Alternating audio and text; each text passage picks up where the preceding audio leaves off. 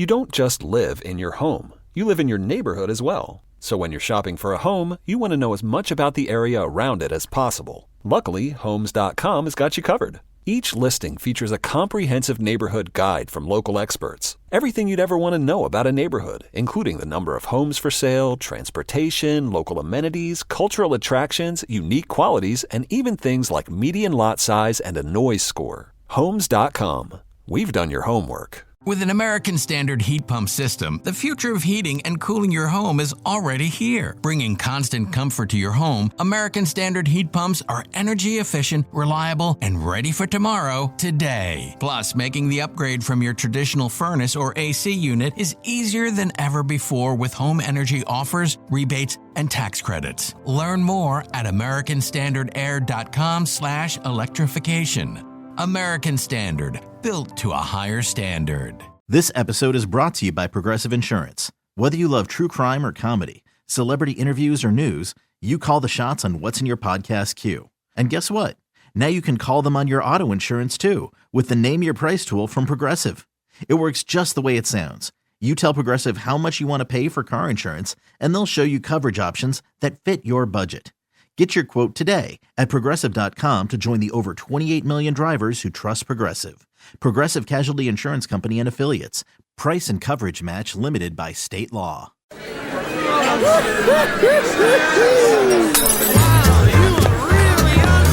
Welcome to the Men's Room Appy Hour, broadcast exclusively on Odyssey. Let the shenanigans begin. Oh, the show's talking the Men's Room Appy Hour. Episode number 10, double digits. What a big deal.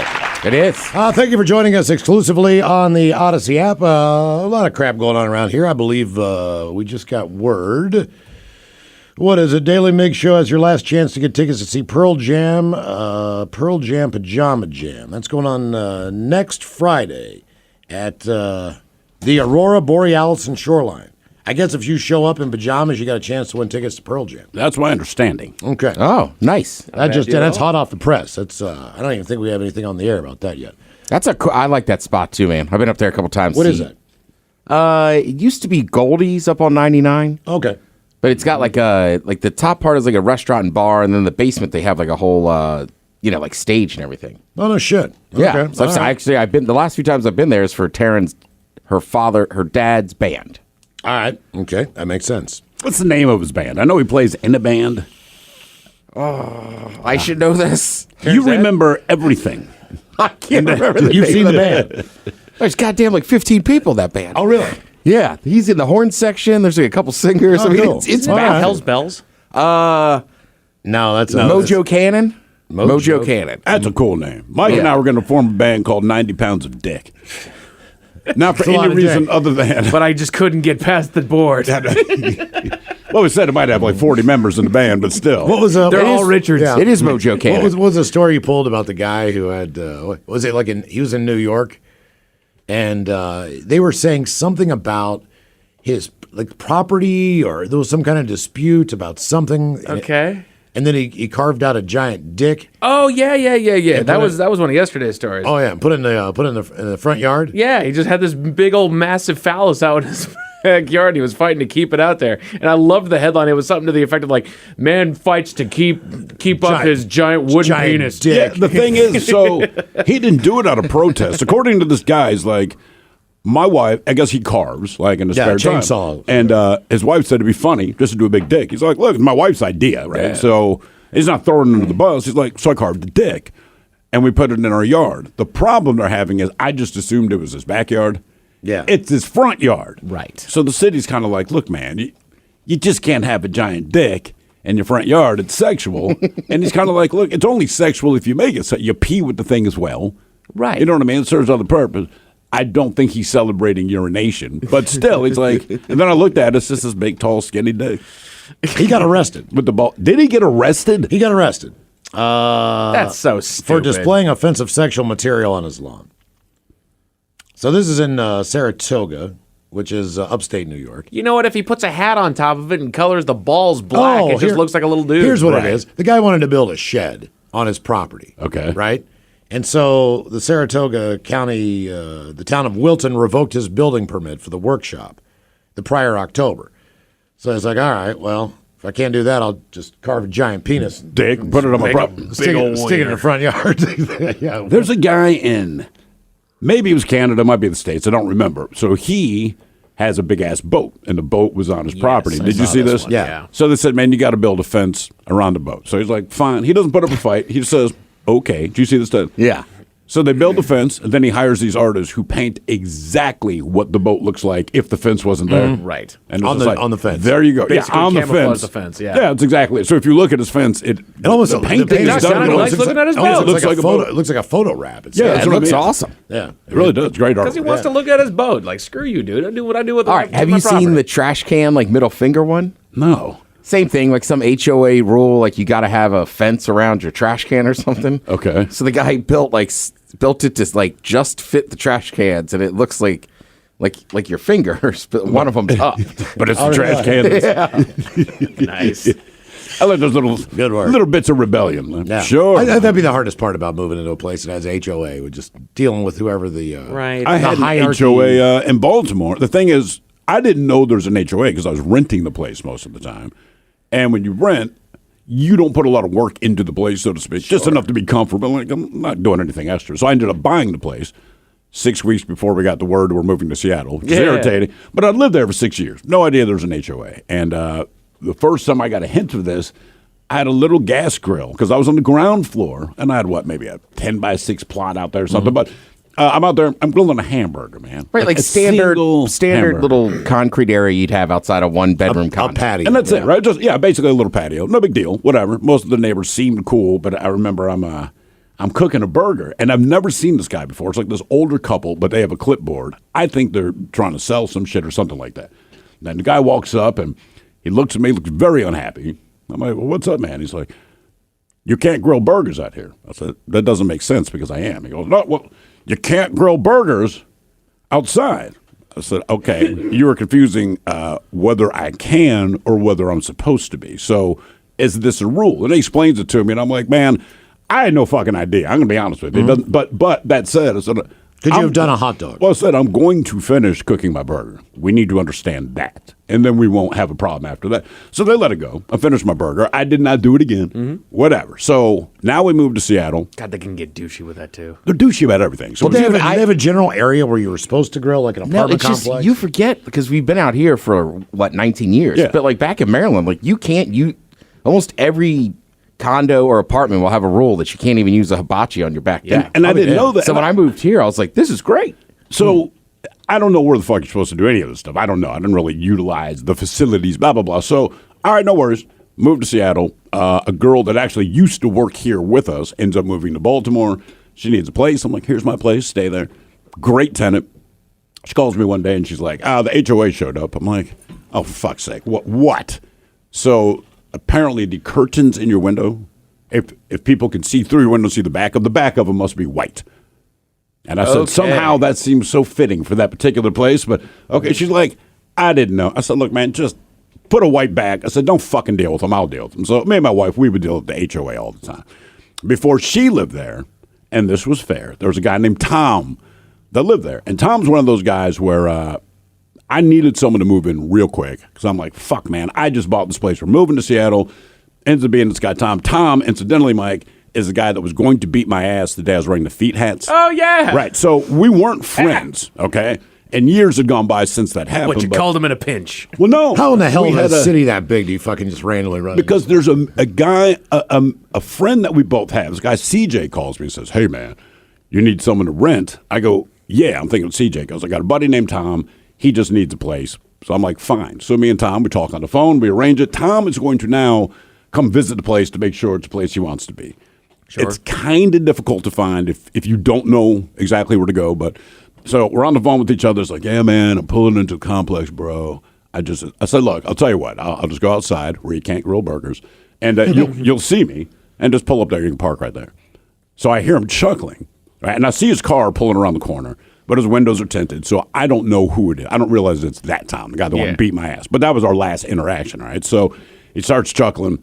I'm like, what's funny, man? He's like, you'll find out. So the car pulls up, door opens, and this motherfucker, Tom, who's going to beat the shit. And keep in mind, he had absolute ability to beat the shit out of me. Sure. So it was a little more one-sided. It's not like I'm like, yeah, fuck you. I'm just kind of like, hey, don't punch me, man. How Please. long had it been since that? All right, so feet hats probably went down in... Because how in the hell did you two actually still probably know about each other? 7 years. About 7 years. Because you kind of float around in the same circles. Okay. You know, we just didn't like each other, but the other 80 people we knew, like, we all know each other kind of thing. But we never interacted again after he was going to fuck me up. But, Sure. but my shoes flew off, right? So he gets out of the car, and we both just start laughing. I'm like, if you had fucking told me then that I was going to run a place to you, I can't say exactly what he said. He was like, I mean, you can. and somebody told me I was going to give you money, I'd have laughed. I said, right. So he came in, we smoked a joint, and we got along really well after that. So he just said, look, Funny how that works. Right. Bygones are bygones. That's stupid. We've grown up a little bit. So I'm moving out of town. He needs a place. Perfect. So Tom's one of those dudes where when he paid rent, it was always overnight, and it was cash. Right. So, and this was every single month it was cash. Some months he's like, hey, I'm going to be a little late. But to his credit, he always got the money there. It's just like, look, man, just pay it within the fucking month. We'll call it even. He always got it there, always cash, no notes, nothing. You just take that big tab off the big ass blue envelope, cash. So my wife was always like, what do you think he does? I said, baby, when people send you cash, just don't ask questions. Do not ask. I don't need to know. It doesn't matter. The man doesn't write checks. He sends cash. All right, cool. So about 4 months go by, and as far as I know, Tom's cool, man. I'm getting my money. I don't give a shit. Well, it's the neighbor that lives upstairs sometimes. She's like, hey, you might want to talk to your boy Tom. I'm like, what did he do? She's like, look, I like him. I think she had a bit of a crush on him. She's like, I like him. And she did say, he's cuter than he is smart. Oh, no. That's a quote from her. I said, that's fine. She goes, I like him, but like the HOA is getting kind of worked up. I'm like, what is going on? She goes, I can't say exactly what he's doing, but I will let you piece this together. There have been like Rolls Royces that pull into this place, all right? And they stop outside your place, and Tom goes outside, and 2 minutes later, the Rolls Royce leaves. And this happens 3 or 4 times, but I mean, Escalades, Rolls Royce, all these stuff. It turns out Tom basically is drug dealing out of my place. Obviously. And he's selling the good stuff, and these guys are dropping off, like his hookup is almost like a direct source, okay? You're pissed, like, why the hell are you selling me this crap? A little bit. You know what I mean? Like, Come on, man. In addition to the cash, you could drop some drugs there. I don't care. So I called Tom. I'm just like, hey, man, look, I'm going to be honest with you. I don't give a fuck that you're drug dealing. I truly do not. But the HOA is getting worried about it. It's like, yeah, man, I'm starting to feel some heat and shit. The cops come by with like a welfare check and all this shit. And I'm like, are you holding shit in the place? He's like, no, dog, I ain't fucking stupid, man. But he's like, but it's starting to close down. So we basically had to fly back to Baltimore. He had to move out. I'm like, I hate to do this, dude. You got to go. You got to go because I'm the owner and it's going to come down on me. He got it. All right. He ended up moving the fuck out. And we're still on good terms. Nice. You know what I mean? We're still cool, but I'm like... It's amazing that if you almost get in a fight with someone or you do get in a fight with them, it tends to, even if you hated each other beforehand... Oh, I hated them. It tends to bring you closer together. It settles it. No, I mean, but then you become friends. Mm-hmm. Like, I mean... You do. I mean, you get... It's a weird... well, I mean, it was out of unless you're a necessity. professional fighter. Those guys Sure. still probably hate each other, but... I mean, if it's just a couple of dudes... If you had told me then, and I always remember that guy because the feet hat saved my life. And part of the one reason ended up beating my ass later, Leon came into town from the Marines. And Leon's like, is that motherfucker you're talking about? I'm like, well, I tell you, man, don't worry. Leon's already up.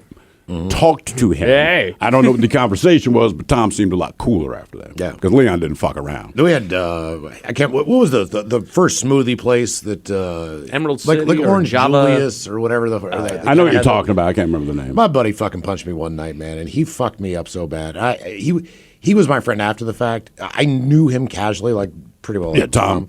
But I mean, I've never been punched that hard. I mean, it hurt. It hurt, and for like 3 days it was this Orange Julius, and I couldn't chew. I couldn't really move my jaw. The way he fucking hit me, man, I was just like, I was in so much pain. It just hurt to clamp down with my teeth, man. But Orange Julius was cold. It was smooth. Oh, they were delicious. It had some nutrients. You just had to in go it. to the mall to get it. Yeah. Well, we had one. We had one in the university complex type of mall. Oh, right. Food court thing, and that's Has it ever been standalone, or has it always been connected to a Dairy Queen? I've Like never those seen a it Taco standalone. Bell. The Orange Julius? Yeah. Some kind of. I don't feel like I ever saw them growing up outside of a mall. Like that and Chick-fil-A, you like had to find a mall. Actually, that was not a bad food court. There was a Wendy's in there, so you get a hamburger. There was a pizza joint. There was a Chinese place. The Orange Julius was a movie theater. Anyway, so just reminiscing about shit and talking. And I didn't see Brett for a while after that, after the fight. Whatever. So he's like, man, I thought it caught you pretty good. I'm like, motherfucker, I drank liquids for 3 days after that fight because I couldn't fucking chew, man. He's like, I thought I got you, man, but I thought I was gonna knock you out, man. I was like, I was in a daze, man. I mean, you might have knocked me out, but I still stood up, But I was like, man, oh man, fuck, Orange Julius should save my life. I've never been in a proper fight. I got popped one time. That wasn't even proper. What do you mean? This was back in, I think, middle school. When I was trying to toughen myself up just a little bit, speak my mind a little bit more, and there was a guy that he kind of gave me side eyes and whatnot. He was a douchebag, and so we were playing kickball, I think, in gym one day, and I started mouthing off at him, and he didn't take 2 lines of it before he just went double fisted and just pounded it right into my chest, and I landed up. You don't just live in your home. You live in your neighborhood as well. So when you're shopping for a home, you want to know as much about the area around it as possible. Luckily, Homes.com has got you covered. Each listing features a comprehensive neighborhood guide from local experts. Everything you'd ever want to know about a neighborhood, including the number of homes for sale, transportation, local amenities, cultural attractions, unique qualities, and even things like median lot size and a noise score. Homes.com. We've done your homework. This episode is brought to you by Progressive Insurance. Whether you love true crime or comedy, celebrity interviews or news, you call the shots on what's in your podcast queue. And guess what? Now you can call them on your auto insurance too with the Name Your Price tool from Progressive. It works just the way it sounds. You tell Progressive how much you want to pay for car insurance, and they'll show you coverage options that fit your budget. Get your quote today at Progressive.com to join the over 28 million drivers who trust Progressive. Progressive Casualty Insurance Company and Affiliates. Price and coverage match limited by state law. This is the story of the one. As a maintenance engineer, he hears things differently. To the untrained ear, everything on his shop floor might sound fine, but he can hear gears grinding or a belt slipping. So he steps in to fix the problem at hand before it gets out of hand. And he knows Grainger's got the right product he needs to get the job done, which is music to his ears. Call, click Grainger.com, or just stop by. Grainger, for the ones who get it done. Against the bleachers, I started crying. I was a little bitch, dude. You didn't do anything bad? No. I threatened to, but I didn't do mine was damn thing. 3rd grade, man. This kid, Rourke Pacino, and same thing, we're playing Nerf football at recess. Yeah. And Queen had just put out, we are the champions. No big deal. His team won. So he just saying, we are the champions, my friend. So he and his buddies giggled. He made my buddies are dragging behind him. And I just said, and we'll keep on fighting till the end. That's the whole thing. In this moment, Rourke determined he's going to beat the fucking shit out of me after school at the bike rack. I mean, that was it. That's the whole thing, right? So I'm just like, oh, no. And so for the rest of the day, he's doing that thing that kids do. He sat in front of me, but he kept turning around in his seat and would just mean mug me, man. Mm-hmm. And the problem is he was just this big, fat, sloppy motherfucker where no matter where you hit him, you're not going to do damage. Sure. I understood this. I'm a little skinny-ass black dude. He's going to fuck me up. I know this. So I go to the bike racks. It's after school because my bike is there. Just keep in mind, I wasn't trying to meet him there. It's that is where my bike is locked up. And I'm trying to get my lock off as fast as I can because I don't want any part of this. Well, here comes fucking Rourke. And I'm standing with my buddy Scott. My buddy Scott looks at me and is like, hey, man, I'll see you later. Gets on his bike, rides away. Right. Thanks, so, Scott. There's a couple little girls out there. They kind of liked me just as a human being, I'm saying. So they don't want me to get fucked up. And I'm like, well, I don't want to get fucked up, but Rourke wants to fuck me up. And Rourke hit me, dude, and I swear to God, it's like someone took a brick in a pillowcase and swung that motherfucker like a bat because it fucked me up. But I had my Space 1999 lunchbox, which back then was just straight metal, wasn't even aluminum yet. Yep. Still had my thermos in there. So I swung around, and I didn't even know where I was aiming. I just swung around, and this thing hit him in the side of the fucking head. And Rourke Pacino dropped to the fucking, like, fight over. All right, so I'm like, cool, unlock my bike, ride home. The next day you go into school, and like anything, it's like that walk of death. Because I'm like, he's going to fuck me up. You know what I mean? I know he's going to be. now he's more mad. Yeah, he's got to be more mad. Never laid a hand on me, kept mean mugging me, because here was the difference. When we got to school, the rumor was that I obviously beat the shit out of him, because only one of us had a fucking black eye. Now, no one knew that it was the Space 1999 lunchbox, and no one knew that I could barely breathe because my ribs hurt so bad, and no one knew that I had bruises all up and down the side of my chest, because he did fuck me up. But everyone was like, oh my God, he fucked up Rourke because he had a black eye. But I did not get fucked with again by anybody, because I was the guy that fucked up Rourke Messina, and Rourke never corrected the situation. So I'm like, cool. Yeah, and it's a fight. Yeah, Use cool. whatever you got. That's right. It seemed like maybe I'm forgetting shit, but it almost seemed like every single day. Because if you did get in a fight, they didn't take you into the principal's office. They sat one of you individually outside, and then there was somebody inside. So anytime anything went down, there's one person in there getting interrogated while the other person's outside. Then they switch positions. Then you bring them all in together. Get the story straight. Let's look at the story straight with everybody. And it seemed like that was a daily occurrence. Half the time it was just fist fights or whatever. Always. Or somebody stole shit or whatever. But more than likely, it was fights. And that was only the fights in school. So, like you said, half the time we got into fights, it was outside near a church on the way home. You met someplace, it was on a trail. School related, just not at school. Yeah, you just kind of met up and did your thing. Do kids still get in fights like that? I mean, you have kids. Do you ever hear reports? I mean, physical fist fights in school. This is third grade. Like the kids. I can't say if it's more or less, but at the school my kid goes to, not really. I don't hear anything physical, and you'll hear like everybody says my kids. So and so got mad, but it's more of a push thing. But rarely do fist fly. So kids will shove each other, right? So they still get mad and they physically act out. But I haven't heard anything about anyone punching anyone. There was a girl who was fucking with my daughter. And my son just has no tolerance for that. So I guess the way it went down, they're in the cafeteria. And this big, ugly bitch that keeps fucking with my daughter, I don't know what she said, but my son, who's at a different table, apparently jumps up, walks over there, slams his tray down, and at the top of his lungs screams, "Quit fucking with my sister!" There was a hush. And that fat bitch has not fucked with her again since then. Yeah, and the thing, he's got a crew of boys, too. They got each other's back. But even the teacher was like, well, it was kind of inappropriate, but I know who he's talking to because she has reputation in history, and well, it worked. I was like, all right, cool. My brother's taught in all different ages, and kids still getting fights. Yeah, okay. It's inevitable. Because my daughter went to two daughters went to two different high schools. One went to Meadowdale High School, and the other one went to Edmonds Woodway. Edmonds Woodway is the rich kids of Edmonds, where Meadowdale is more of it's not exactly in the middle of Edmonds. It's kind of out on the outskirts, so it's more diverse. There's a lot more kids from Africa there and all that stuff. And my daughter Kate said there was never any issue at Edmonds Woodway, where all the rich kids were. When she started going to high school, it was chick fights. So chicks were the bullies. Yeah. They were fighting with, just like bitch fights, man. They like guys, they all got along. Everything was fine, and it was always some chick threatening my daughter to kick her ass, or you looked at my boyfriend kind of shit. I'm like, this sounds very West Virginia. Oh, it's the same. The girls are the worst. Like when guys fight, they're going to act out more. Sure. Because typically we actually know a little bit more of how to fight. But even at my kid's school, if there's a fucking asshole, it's a girl. They are so fucking mean and horrible. I'm telling you, they are. I will say that girls are the fucking worst. So you go to an all-guy school, like, if somebody's going to fight, like, it'll happen. But if it happens in the lunchroom, I mean, it's almost like being in jail. Like, everybody's up screaming. Everybody's fired up. And then, like, if you're in the fight, unless the teacher's in there and sees it, you do not talk about it. Oh, really? Oh, yeah. That's good. That's a good code, man. But, I mean, I remember there was chaos sometimes. Like, oh, shit, there's a fight going. Let's go. Right. Jesus. Kick his ass. I think maybe that's the difference. Like, once there's a fight, kids are excited to see it. You know, as an adult, we kind of step in. You try to break things up. Like, come on, man, dial it down. Let's cool down. I'll buy you a beer. But kids are like, yeah, fuck yeah. There was shit going down outside of Sluggers right before I walked in. That was a bizarre experience.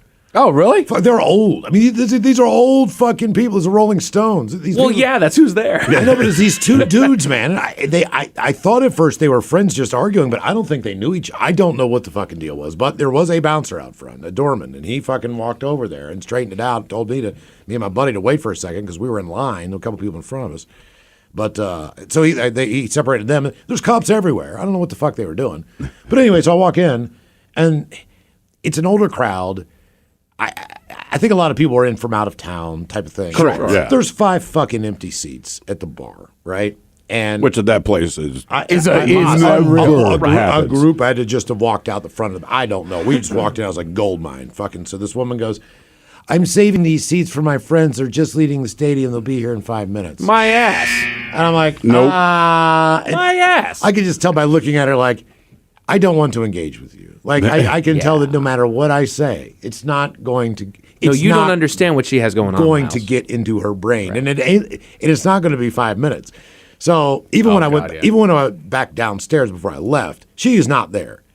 There's there's people at the bar, but it's not the people. It's different people walking around, just going up getting. Yeah, I mean, at that bar, that's tough. If you get was- there it and was- get one of the booths, like, pretty cool. packed. Sure. a You could wait. booth or a table. Yeah, we I could can wait. accept that. But at the bar, like, look, man, I believe your friends will be here in 5 minutes, but I am here now. Right. I think the last time I thought somebody was going to swing on me in public was in Sluggers. Just like Let's last go, night, Sluggers. we're upstairs, and it's cramped up there. And it was a Friday night. The Sounders had just lost to Vancouver. It was one of our rivals, but it like knocked us out of the playoffs and put them through or something. Okay. It was a big match. So the people next to us are Vancouver fans, whatever. They're getting hammered. But then like they walked by, and this one guy's wife is like, "Oh yeah, like high five," and I was like, "No." She's like, "What?" I'm like, I'm a Sounders fan. I'm not gonna high five you. doing? Like, this isn't good for us. And her husband's like, "Come on, man. You can't high five her." And she still got her hand up. And I just took my pointer finger and went, "Pop, happy now?"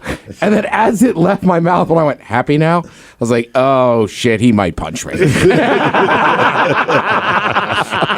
It's just like, "You're a dick." I was like, all right. You guys ever seen a couple get into a dispute in public? Oh, it's awful. That's some of the most It's fun I've awful. seen. I've been sitting across the table when it happened.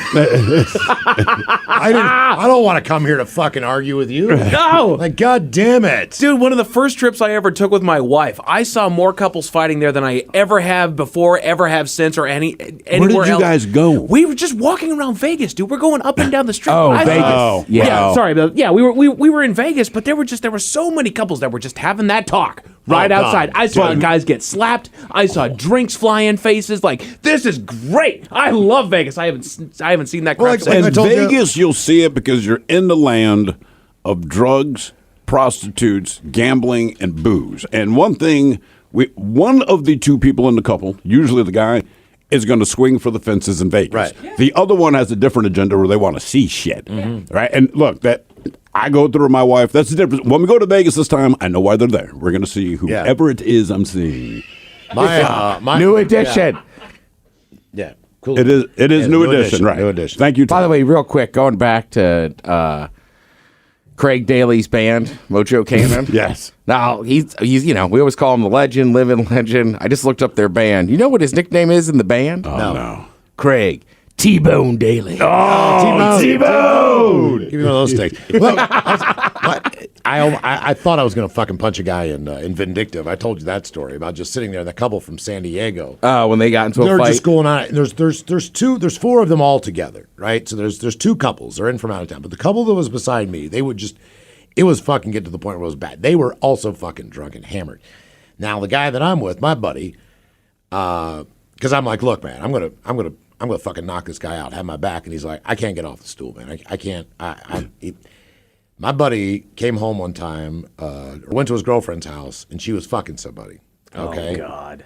And he put that guy's fucking head through a car window when he dragged him outside and beat the fuck out of him. So he ended up in jail for a while. I mean, my buddy's got a little bit of a hot head. You think? Well, Yeah. that's And, fair. and That's a little He's different. built pretty well, man. And So he's not helping. he's from fucking Alaska, and he just fucking went Alaska on this guy, man. Just fucking beat the fuck out. So because of that, if he gets charged with this again or in a situation, he's going to jail for a while. Oh, It's like a okay, repeat offender in a DUI. Like if you have multiple assault charges, you're fucked. So he's like, I can't help you, man. It's all you. And I'm like, fuck it, I got them both, man. And then so I stood up like, seriously, man, you got to fucking leave. And his girlfriend, she basically had that look on her face like, he's right. He's right about everything he's saying. We need to leave. You need to get out of here. And that's when he starts throwing fucking money up. All right. What do I owe you? I mean, seriously, like flipping fucking 20s in the air. Like, here's my tab. I'll pay my tab. Because the bartender's like, no, seriously, you need to leave. Like, you guys are, he's right. You know, Get the hell out of here. I'm not the voice of reason when it comes to being drunk and obnoxious, trust me. But, you know, like he's right. It's time, right? You guys need to cash out. Start throwing fucking money everywhere. Did you keep any of the money? No, I picked it up and gave it all the bartenders.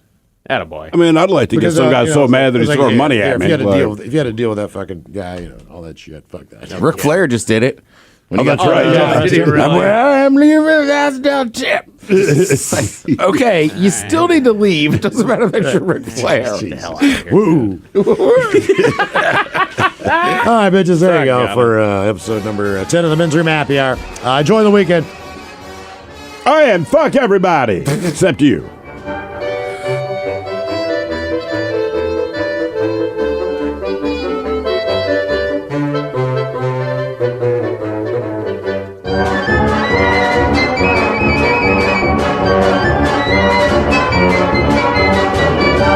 Room has been taped before a live studio audience. Wardrobe and makeup provided by Mantastic Limited. This has been a presentation of the Men's Room Radio Network. Oh, man! A Double Flush production.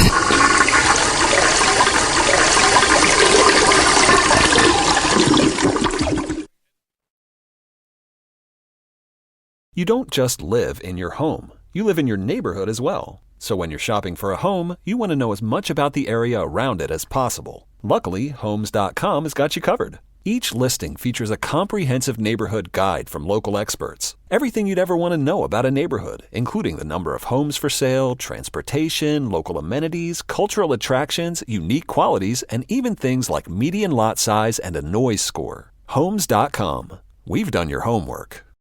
This is the story of the one. As a maintenance engineer, he hears things differently. To the untrained ear, everything on his shop floor might sound fine, but he can hear gears grinding or a belt slipping. So he steps in to fix the problem at hand before it gets out of hand. And he knows Grainger's got the right product he needs to get the job done, which is music to his ears. Call, click Grainger.com, or just stop by. Grainger, for the ones who get it done. It's warming up, folks, and about time to turn on your AC unit and cross your fingers. Or you can give up that moment of truth and switch to an American Standard heat pump system like I did. My place is on Comfort Autopilot thanks to American Standard. Energy efficient and reliable, my heat pump keeps things cool like the Arctic in the summer. And with energy incentives, I was able to save. Ready for the future of comfort? Learn more at AmericanStandardAir.com/electrification.